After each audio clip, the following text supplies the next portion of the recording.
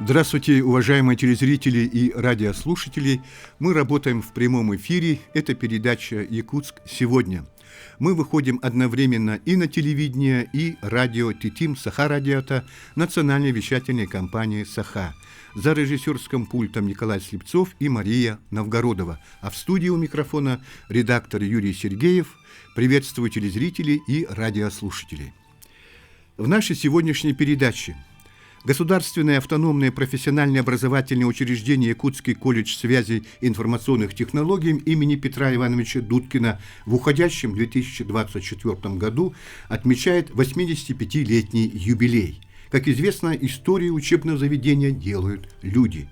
Колледж открыт для самых смелых инициатив и новых проектов и вступает в новую пору своей истории с новыми задачами и ориентирами. Об этом в первой части нашей телерадиопрограммы. Далее в передаче. В Москве недавно состоялся юбилейный 15-й Всероссийский конгресс пациентов, организованный Всероссийским союзом пациентов. Слово сегодня мы дадим участникам форума из нашей республики. Это в заключительном блоке передачи. Итак, мы начинаем. Я представлю первых гостей нашей студии. Это директор Якутского колледжа связи и информационных технологий имени Дудкина, отличник системы образования Республики Саха-Якутия Гавриил Иннокентьевич Семенов. Здравствуйте. Добрый день.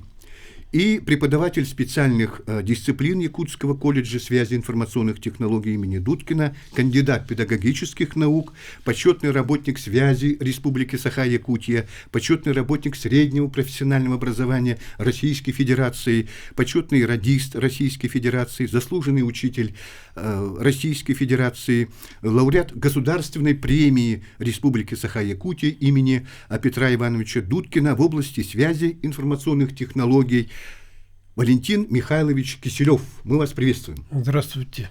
Ну что ж, вот видите, он 58 лет уже трудится в стенах этого колледжа. Уже 59-й год пошел, да, Валентин Михайлович? Так точно. Ну, давайте вернемся, значит, нашим телезрителям и радиослушателям. Если у вас есть какие-то вопросы или вдруг пожелания у вас, конечно, и выпускников, наверное, тоже очень много у нас по республике в целом, и в городе Якутске в том числе, пожалуйста, звоните нам на телефоны прямого эфира 32 2066 и 32 1166. Иногородние тоже могут дозвониться, вот, набрав 8 гудок 411 2 и номера телефонов прямого эфира.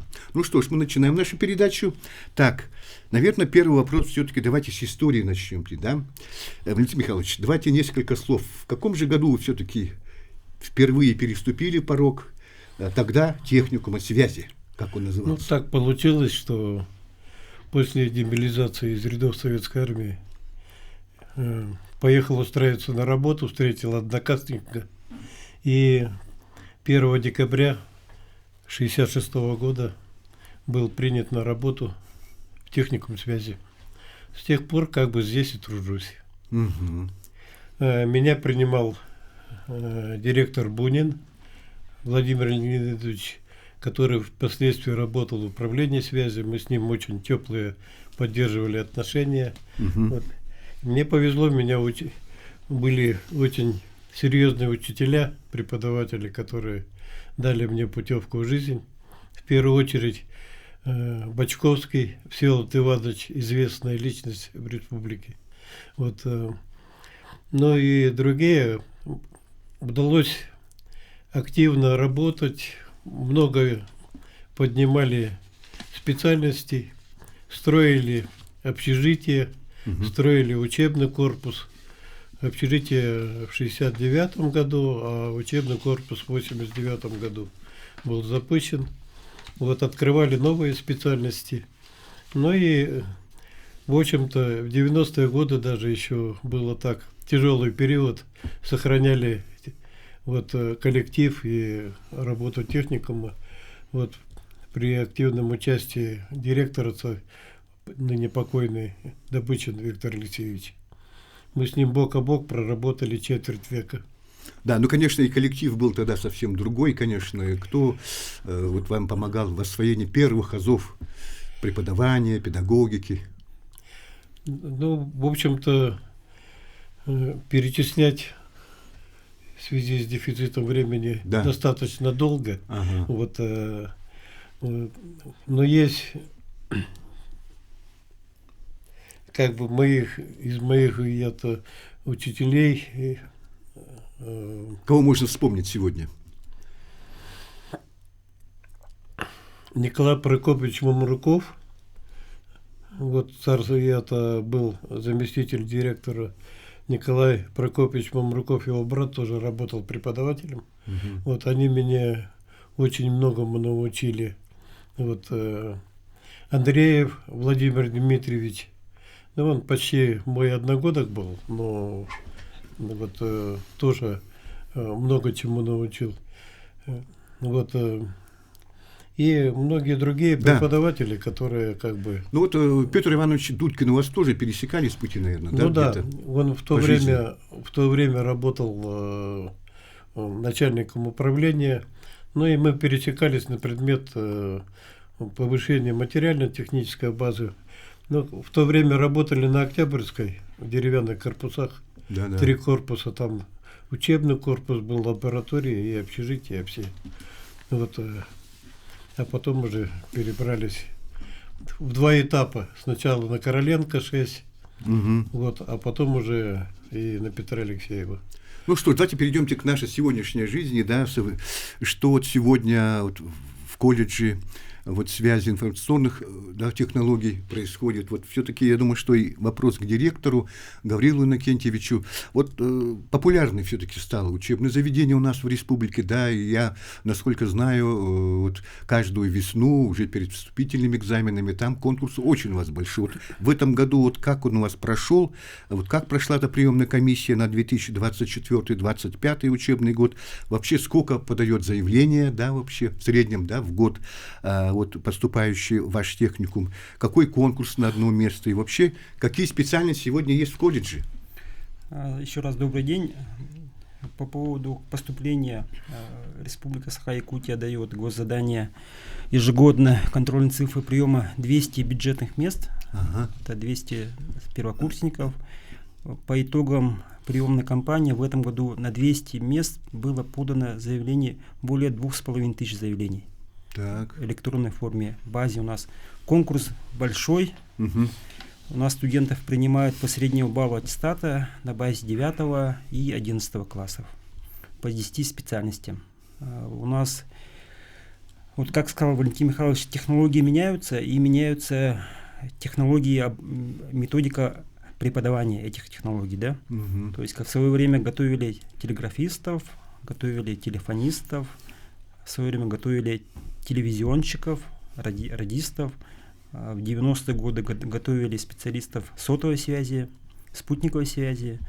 2000-е стали преподавать новым направлением IT-технологий, программистов. У нас одна из популярных специальностей – это информационная система программирования, это веб-дизайн, программирование, производство компьютерных игр. Но технологии меняются, у нас как бы новые направления. С прошлого года мы единственные на Дальнем Востоке получили лицензию на преподавание новой специальности оператор БПЛА, которая является одним из востребованных в данный момент в связи с ситуацией в мире и в России. Да. То есть одна из новых направлений. Также популярной являются специальности, связанные с связью, кабельные сети, системы связи, то, что вот оптоволокно, то, что связано. Очень популярная и востребованная специальность обеспечения информационной безопасности. Сейчас вот очень много появилось мошенников, да, вот киберпреступлений, эти специалисты с ними борются. Одна из тоже ремонт радиоэлектронного оборудования, тоже хорошая специальность. То есть по новым специальностям у нас конкурс большой. Но вот ребята понимают, я всегда, когда оцениваю учебное заведение, надо смотреть на конкурс. Конкурс у нас хороший, ежегодно планы, которые мы ставим, выполняем. Хотелось бы и еще расширить. Появятся новые технологии, появятся новые специальности. У вас, конечно, наверное, все-таки новые кабинеты, да, оборудованные. Вот как материально-техническая база сегодня обеспечена? Благодаря поддержке Республики Саха-Якутия, главы нашей республики, в этом году у нас завершился капитальный ремонт То есть в 1989 году построили, и в этом году мы закончили капитальный ремонт всего здания, часть общежития. Мы максимально участвуем во всех федеральных проектах. Мы стали победителями 2 проектов федеральных. Это первый проект направления «Молодые профессионалы». В 2020 году обновили материально-техническую базу 6 новых мастерских. В прошлом году мы стали победителями нового проекта беспилотной авиационной системы. У нас появилась новая суперсовременная мастерская по беспилотным авиационным системам. Мы по поручению главы республики с 2023 года открыли Центр операторов информационных систем. Это специальности, которые обучают взрослое население, студентов, детей новым направлениям. У нас более 800 выпускников, которые освоили, прошли программу обучения оператора БПЛА. То есть это и Ленские столбы, такие компании «Алроса», «Якутскэнерго», в том числе и участники специальной военной операции. Так, уважаемые телезрители и радиослушатели, мы в прямом эфире сегодня, поэтому звоните нам 32 2066, 32 1166, время еще есть пока у нас, поэтому мы ждем ваши вопросы и пожелания. Так, скажите, пожалуйста, Гаврил Иннокентьевич, вот как ведете работу, сотрудничаете с теми предприятиями, где проходят практику ваши студенты, да? Да, мы хотим поблагодарить наших главных работодателей. Это компания Саха-Телеком, Ростелеком.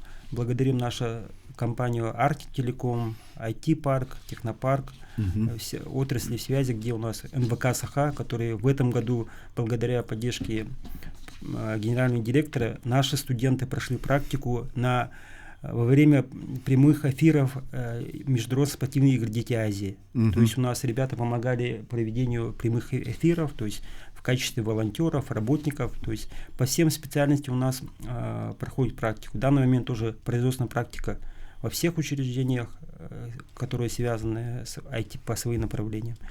У нас тесное сотрудничество с ГУП РЦИТ, то есть по кибербезопасности тоже новые проекты. У нас появились новые проекты с МГТУ имени Баумана, то есть с ними сотрудничаем. Максимально работаем, у нас Центр трудоустройства и практики работают, уже в этом направлении хорошее, Вы сказали, что ваши студенты обучаются в 2 смены, да? Да. Тогда сколько студентов в общем? 836 студентов, очная форма обучения. У нас, плюс 2 группы заочной формы обучения. Ну, то есть в перспективе у вас, наверное, все-таки будет какое-то, наверное, и с помещением нужно, да? Решить проблему, наверное, вопрос. Конкурс хороший. Пристроим, Были, если бы возможности, площади позволяли бы, мы бы еще расширили бы круг студентов, да, набор студентов, да. И по новым специальностям. Так, Алексей Михайлович, к вам вопрос как ветерану, преподавателю специальных дисциплин. Вот скажите, как вы видите будущее технологий в образовании? Как они могут повлиять на преподавание, скажем так? Не обязательно к добавлению ваших специальностей. Мое глубокое убеждение, что любая специальность – это сейчас сплав, собственно, технологий специальности, допустим, связные, электроснабжение, с IT-технологиями. Потому что сейчас современность предполагает именно вести подготовку таким образом. И, в принципе, все молодые преподаватели, коллеги, которые меня в свое время учились, они подхватили эту эстафету, сейчас и успешно внедряют это в практику образовательную. Ну, сейчас тут в колледже вы сказали, что один остались, да, из старших, скажем, поколения преподавателей колледжа, да, все-таки. Я не один, у меня много молодых преподавателей. Под вами, да, тоже находятся. Что бы вы посоветовали все-таки молодым преподавателям, может, будущим, кто, может, через год, другой будут также работать в вашем коллективе? Я на самом деле с ними постоянно в контакте работаю, и нацеленность одна – искать новые подходы, технологии для того, чтобы пытаться донести до современных студентов те знания, которые требуются в практике. Наша главная задача, что в коллектив у нас был преемственность поколений. Мы одно из старейших учебных заведений 85 лет. Есть другая версия, что с 26 года на базе школы телеграфистов было создано учреждение. То есть мы одно из старейших технических учебных заведений Северо-Востока России. России, да? Да. Угу. То есть в этом плане главное, чтобы преемственность, то есть то, что достижения наших старших товарищей приумножать. Да, что вот, это очень хорошо, что сохраняете традиции да. прежние, скажем так, да? Скажите, вот, а есть ли идея открыть филиал колледжа, да, ну, в другом городе России, или запустить онлайн-школу, ну, такую тоже можно, да? У нас есть хороший опыт сотрудничества с такой крупной компанией, как Яндекс. У нас на базе нашего колледжа работает единственный на Дальнем Востоке, единственный на территории республики Яндекс-лицей. Это образовательная программа крупной компании, которая производится онлайн. Обучение происходит онлайн среди старшеклассников, девятиклассников, десятиклассников города Якутска. У нас практика сотрудничества есть. По поводу открытия филиалов или отделений мы думаем. У нас есть свои классы в Нюрбе, Бердигистяхе, и мы сейчас планируем в Татте или Чурапчой. То есть ребята получают новые специальности, кабельные связи по новой специальности, рабочую специальность. Пока думаем. Мы в городе. Ну, в планах есть, да? В планах Значит, есть, да. Конечно, перспективный план тоже надо смотреть вперед. Ну и вот какие последние инновационные решения были приняты вот в колледже для улучшения качества образования? Конечно, сегодня самое первое, ну что, и в школах образовательных средних, да, взять, тем более в средних профобразованиях, сегодня больше уделяют внимание чему? Качеству образования. Да, Гавриил Иннокентьевич? Качество образования у нас хорошее. Конечно, есть моменты, связанные с пандемией в свое время, да, то есть да. Никто не отменял живого общения преподавателя со студентом, да, то есть с учеником. Моменты есть, но у нас качество хорошее, то есть студенты на 4-5 учатся. Наши студенты активно побеждают в международных спортивных, международных интеллектуальных соревнованиях. Буквально у нас финалист молодых профессионалов, победителями являются чемпионатов по беспилотным авиационным системам. То есть студенты активно принимают участие, и мы ими гордимся. Ну, если говорить о социальной поддержки студентов, вот что-то вот, как с общежитием у вас дела, что дальше в перспективе здесь, есть расширение какая-то этой базы? Общежитие у нас есть, мы дорожим нашим общежитием Короленко 6, в этом году мы провели технический ремонт внутри общежития, да, то есть мы планируем дальше проводить его в следующем году. Общежитие на 200 мест. Все иногородние студенты, которые хотят, им предоставляется возможность. Также у нас есть специальная стипендия, во всех учебных заведениях для детей, участников специальной военной операции, спецстипендия. Да, кстати говоря, да. То есть у нас 12 студентов получают данную стипендию. Также у нас есть стипендия социальная стипендия, то есть малоимущие студенты получают стипендию. С этого года у нас есть возможность обеспечения питанием многодетных детей согласно указу главы республики. То есть все меры социальной поддержки мы оказываем. Ага. Ну что, конечно, вот сегодня говорить вообще о колледже, я думаю, что уместно, и тем более с 85-летним юбилеем.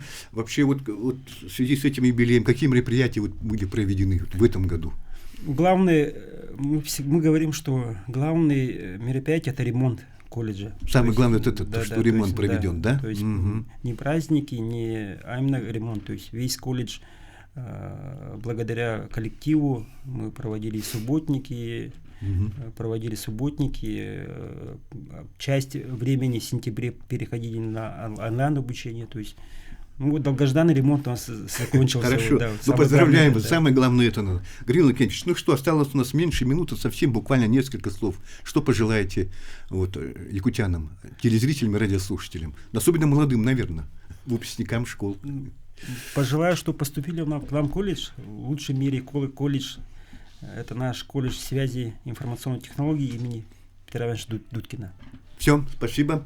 Ну что ж, уважаемые телезрители и радиослушатели, на этом наша сегодняшняя передача в первом блоке подошла к концу. Спасибо за участие в нашей программе. Еще раз вас с юбилеем 85-летием колледжа. Спасибо.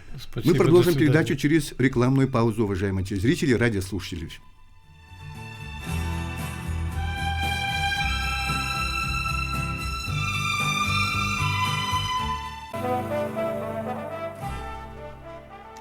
Уважаемые телезрители и радиослушатели, мы вновь в прямом эфире. Это «Якутск сегодня». Мои собеседники сегодня – это научный сотрудник Якутского научного центра комплексных медицинских проблем, врач-генетик, председатель Ассоциации пациентов со спиноцеребелярной атаксией первого типа и другими нейродегенеративными заболеваниями Республики Саха-Якутия Оксана Гавриловна Сидорова. Добрый день. Добрый день. И председатель регионального общества «Нефролига» по Республике Саха-Якутия Гаврил Александрович Чемаханов. Здравствуйте. Здравствуйте. Ну, уважаемые слушатели, тоже телефоны работают наши в прямом эфире. Вы их знаете, 32 2066 и 32 1166. Есть какие-то вопросы, пожелания, пожалуйста, звоните к нам. Ну, вы оба участвовали в мероприятиях, прошедшего недавно, буквально в конце ноября и в начале декабря, по-моему, да? Да. Юбилейного 15-го Всероссийского конгресса пациентов, организованный Всероссийским союзом пациентов. Вот, наверное, нам будет интересно не только мне, но и нашим телезрителям и радиослушателям узнать, что же мероприятия там проходили, каковы цели, задачи этого были конгресса. Можно я начну? Пожалуйста, Оксана Гавриловна. Всероссийский союз пациентов был организован в 2010 году, значит, предваряя указ президента по развитию гражданского общества. Вот. И что это за союз, что это за общество? Всероссийский союз пациентов – это общероссийская общественная организация, которая своей целью ставит объединение, работу некоммерческих организаций Российской Федерации, разных направлений некоммерческих организаций, именно пациентских. Туда входят вот такие пациентские организации, как наша, пациенты с врожденными патологиями, детские организации там есть. Есть, значит, организации, которые созданы были уже, скажем, вот такие, как представляет Гаврил Александрович, нефролига после пересадок определенных органов, вот, ну и разные. Целью, задачей этой организации является координация деятельности пациентских организаций по всей России. Значит, учат нас там, как работать с представителями власти и как защищать права и интересы наших пациентов. В каких мероприятиях вообще вы участвовали, вы, Оксана Гавриловна? Значит, конгресс проходил... Где он проходил? Он проходил в городе Москва. Первые 2 дня это была онлайн-сессия. То есть это было включение в симпозиумы, было проведено 25 круглых столов, в которых выступали докладчиками, были известные специалисты, каждый в своей отрасли, начиная от онкологии и заканчивая трансплантологией, и также приняли участие известные юристы, которые вот себя представили как защитники прав наших пациентов, инвалидов. Вот. И 28-го было заселение в Олимпик Плаза, где проходил конгресс. 29, 30 ноября и 1 декабря проходила очная часть. 29 числа в пленарной части с приветственными словами выступил министр здравоохранения Михаил Мурашко. Также выступил известный нам общественник, председатель Национальной медицинской палаты Леонид Николаевич Рошаль. И, конечно же, от имени правительства выступила Татьяна Голикова, председатель правительства. Заместитель председателя правительства. Да, заместитель председателя правительства. И также принял участие председатель Комитета здравоохранения Госдумы Бадма Николаевич Башанкаев. Так, ну что ж, Гаврил Александрович, вам тогда продолжим, наверное, да? Я, как, наверное, от пациентов скажу следующие слова, что очень значимое мероприятие произошло, и я впервые там оказался, будучи новоиспеченным председателем от Нефролиги по Республике Саха-Якутия, и вот в новой должности я увидел, что действительно все структуры власти присутствовали. Здесь еще были представители бизнеса, мы могли разговаривать напрямую с теми или иными представителями ведомств, властей, что я и благополучно сделал. Есть ряд вопросов, которые мы должны были решать именно вот в политическом контексте. Буквально догонял депутатов Государственной Думы, ставил свои вопросы.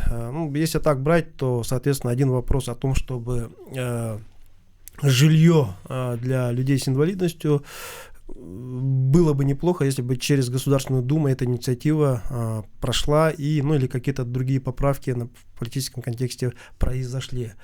В общем, очень значимые вопросы, много знакомств. Я еще при этом, при всем, успел выступить в теме, как вообще мотивировать людей с инвалидностью и проводить различные мероприятия, и обхват очень большого значения, чтобы был. В общем, по Республике Саха-Якутия я имею честь быть гордым, то, что мы с общественниками по Якутии, по нефрологии имеем большой масштаб людей, которые приходят на различные мероприятия путем то, что мы работаем со спонсорами. Якутия наша маленькая, мы очень друг друга поддерживаем, и в этом ключе у нас очень хорошо получается с ребятами работать, с молодыми, которые высказывают некоторые чувства милосердия, сострадания и, естественно, прилагают различные призовые какие-то варианты, чтобы сподвигнуть людей, чтобы пришли, чтобы не отчаивались, несмотря на свои диагнозы, и участвовали в общественной жизни. И мне было отрадно поделиться со стольким количеством людей на всю Россию своим, скажем так, примером. Какие вопросы вообще поднимают тогда по этой части-то? Вы ранее сказали, что был у нас Бадман Николаевич на пленарном заседании. Я прорвался через толпу, и, соответственно, самый первый вопрос задал я. Меня успешно сфотографировали, потом уже там такой заслон произошел. Чего? Мой вопрос касательно был по улучшению жилья для людей с инвалидностью. Это очень такой наболевший вопрос именно для нас, для диализников, соответственно, и другие виды нозологии в этом очень нуждаются. И, в общем, мы натолкнулись на взаимопонимание, и меня пригласили в Москву для последующего участия в круглом столе с Советом Федерации и, соответственно, с Государственной Думой. Мы посмотрим, что получится. Наши чаяния были услышаны, думаю, и сейчас надо продолжить просто какой-то напор произвести и, соответственно, еще от регионов добавочно какой-то список составить, что да, действительно, мы нуждаемся в этом, и, пожалуйста, примите какие-то меры. Гаврил Александрович, вы же не первый раз, по-моему, да, уже участвуете? Не раз. Да. Не раз, да, поэтому уже знаете и поднимаете те же вопросы, которые, в общем-то... Александра Гавриловна, вы в первый раз, по-моему, на этой площадке, да? Да, я случайно, в общем, практически что оказалась там. В последний момент мне известили о том, что меня приглашают на этот конгресс, так как мы с Всероссийским союзом пациентов работали вместе в 2021 году. Мы тоже выезжали на семинары по защите прав пациентов. Но мы в первый раз приняли участие. Конечно, было немного неожиданно. И неожиданно было то, что очень широко представлено медицинское сообщество. Казалось бы, да, это название Всероссийский союз пациентов, да. Мы как врачи определяем же, да, два берега. Это с нашей стороны, это врачи, медицинское сообщество, на другом берегу наши пациенты, наши больные, которые к нам поступают на лечение, которых мы ведем. Но оказалось, что все-таки Всероссийский союз пациентов, он объединяет и медицинские все сообщества. И это было, конечно, для меня таким скажем, приятным открытием. Обязательно должен быть диалог все-таки. Обязательно, да. Между пациентами и, конечно, медицинским сообществом в любом случае. Кому как нам не знать те или иные проблемы. Да, и, конечно же, тот вопрос, который поднял Гаврил Александрович, актуален и для наших пациентов с нейродегенеративными заболеваниями, особенно для пациентов со спиноцеребральной атаксией, потому что в итоге этого заболевания уже 2-я и 3-я стадия – это стадия, когда человек уже сильно ограничен в подвижности, необходимо, особенно в деревенских условиях, необходимо, чтобы были удобства. Так, ну что ж, осталось совсем немного времени у нас до конца эфира, уважаемые участники передачи, да. Теперь несколько слов, наверное, о ваших организациях, да. Я думаю, что, Оксана Гавриловна, вам буквально тоже несколько минут, 3-4. Спасибо. Да, в 2025 предстоящем году, значит, нам исполняется 5 лет с момента организации нашей НКО. И на сегодняшний день мы пришли к этому 5-летию с итогом таким, что освоили более 9 миллионов 250 тысяч рублей с учетом нашего софинансирования, наших добровольцев, врачей, медицинских работников. Мы посетили 11 улусов и 60 наслегов и проконсультировали более 3300 пациентов. Так, пожалуйста, Григорий Александрович, вот о вашей общественной организации несколько слов. Ну, вообще, да, вот если брать за общий расклад, мы работаем именно как посредники между властью, ведомствами, ну, соответственно, Минздравом, да, и самими больными. В этом ракурсе, допустим, если со стороны медицины брать, то в этом году, уже уходящем, у нас произошло очень большое значимое событие. Это приезд главного внештатного трансплантолога Готье Сергея Владимировича. Это говорит о том, что на базе Минздрава у нас в Минцентре будет расположена функциональная какая-то комплексная больница, где будет уже проходить сама пересадка почки. Вот. Этого здесь у нас, ну, как бы в ограниченном количестве. Хочется думать, что федеральные деньги, которые будут вливаться, это нам охотно как-то вот помогут. Вообще вот в плане было, что будет до 40 операций в год, до определенного года. Соответственно, это снимает какую-то острую нехватку, когда люди уезжают в другие города и по несколько лет, соответственно, там стоят по очереди. В ожидании, сейчас, да? Вот да, в ожидании почек. А сейчас как бы могут и здесь работать, быть полезным членом общества у себя на родине и, соответственно, ожидать той долгожданной операции, которая очень нужна им. А сколько в Якутске вот диализных центров сейчас? Вот? Диализных центров очень много, но диализные центры, они различаются. Допустим, сейчас вот если есть у нас диализный центр, и без проблем может человек выбрать, куда он идет, больше практики, наверное, нефролига оставляет за собой то, чтобы это все, чтобы не доводить до гемодиализного центра, и можно было бы человека, да, допустим, уже вылечить и сохранить почки. Вот. Оксана Гавриловна, ну вот все-таки у вас сейчас вот тоже и членов тоже, да, ассоциации-то у вас количество увеличивается? Количество увеличивается, количество новых семей, ядерных что семей. Что люди ждут в первую очередь? Значит, ну, конечно пациенты. же, мы ждем, чтобы нам все-таки как-нибудь дали возможность услышать о новом препарате, который был открыт вот в 2023 году, и он находится сейчас на стадии апробации. Вы имеете в виду по части чего? Да, по части спиноцеребральной токсии. Ага. Вот, новый препарат, это в России антисмысловой нуклеотид. Нет, это в ЕС. Это в ЕС, да? Поэтому будут трудности с его поступлением в Россию. Об этом тоже я поговорила с Яном Владимировичем Власовым, председателем Всероссийского союза пациентов. Вот, и услышала, конечно, подтвердила еще раз ту информацию, что будет достаточно это сложно.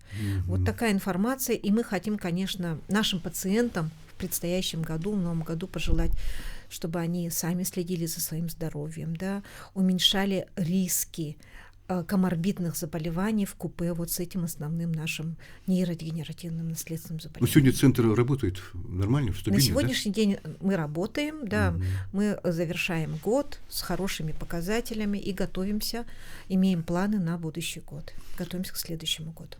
Хорошо. Григорий Александрович, что сегодня беспокоит диализников, членов вашего общества нефролига? Проблем, конечно же, очень много, поэтому если сейчас их все обговаривать, и времени, к сожалению, не хватит. Основные, наверное, мы уже все приняли, все отработали.